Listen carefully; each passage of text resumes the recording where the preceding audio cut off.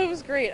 So it was us and some of our male friends came too for support. We had some silly signs and passerbys just sort of laughed and, a couple asked what we were doing. Most people on campus knew what was going on because the exponent covered it earlier today and said we'd be here. But no, it seems like a positive response overall. Yeah, so I know people have been telling me repeatedly today that there was a 6.6 earthquake near Taiwan. I just want to remind people that that's not significant yet.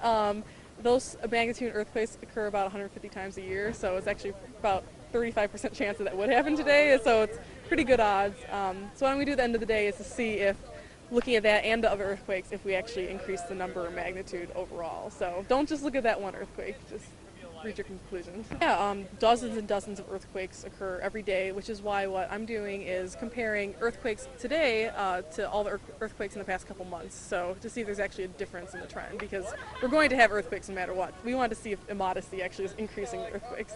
Okay.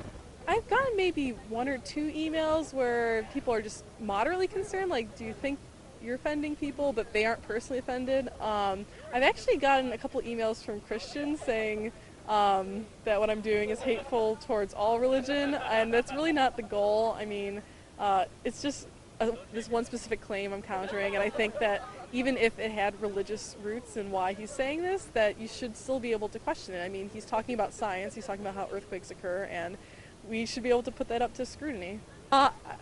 So far I haven't heard anything negative in that regard, which I'm very thankful for. I think, this isn't really mocking, it's not mocking Islam at all.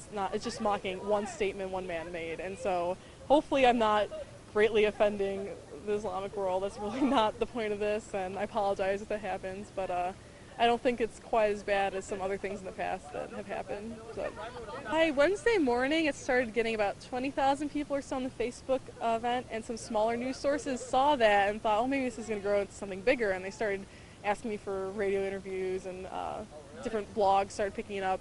And then once they started picking it up, it just started, snowball effect, growing and growing.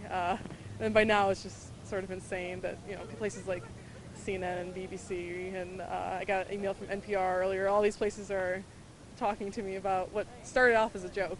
Well, I've actually had phone interviews with Ireland, Canada, and Australia, but I know there have been articles in India, Korea, Sweden, Germany, the Netherlands, and who knows where else. I think there are a couple Arabic ones, but I don't know where they're from. I don't know if it's an official newspaper or not, but it's pretty much everywhere. Well, the last time zone will end at 6 a.m. Eastern time, and I want to include that in our analysis since it's still Boobquake there. I don't want to, I want to do good science. So probably in the morning, you can go to my blog, which is blaghag.com, and I'll have a post summarizing the results, and hopefully we'll see if this cleric is right and if immodesty did cause earthquakes.